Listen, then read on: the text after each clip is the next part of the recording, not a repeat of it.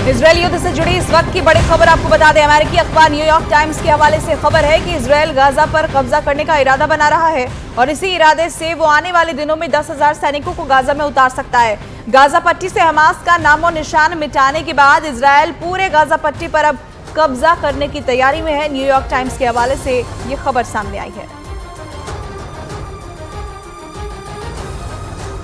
और इस बीच हमास और इजरायल में जारी जंग के बीच हमले का एक डरा देने वाला वीडियो सामने आया। दावा किया गया कि इजरायल की सेना ने लेबनान के चरमपंथी संगठन हिजबुल्लाह के ठिकानों को तबाह करने के लिए ताबड़तोड़ हवाई हमले कर दिए,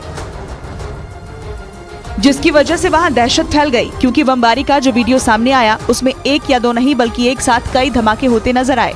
वहां हुए जोरदार विस्फोट के बाद पूरे इलाके में काले धुएं का गुबार फैल गया। खबर है कि इजरायल की सेना ने अपनी सीमा के करीब लेबनान के चरमपंथी संगठन हिजबुल्लाह के बंकरों को बर्बाद करने के लिए आसमान से बम बरसाए, क्योंकि दावा किया गया कि इजरायल पर हमले के बाद उसके लड़ाके उन्हीं बंकरों में छिप जाते हैं। लेकिन इजरायल की सेना ने हमास के उन ठिकानों को तबाह करने के लिए अपनी पूरी ताकत लगा दी। और इधर इजरायल ने आरोप लगाया कि फिलिस्तीन के चरमपंथी संगठन हमास ने तेल अवीव के रिहायशी इलाकों को निशाना बनाकर वहां मिसाइल से हमला किया। वहां मिसाइल हमलों के अलर्ट के बाद अफरा तफरी का माहौल नजर आया और लोग काफी डरे हुए दिखाई दिए, क्योंकि धमाके की जो आवाज सुनाई दी वो आसपास के इलाकों से आई, जिसके बाद वहां हमलों की चेतावनी के सायरन बजने लगे।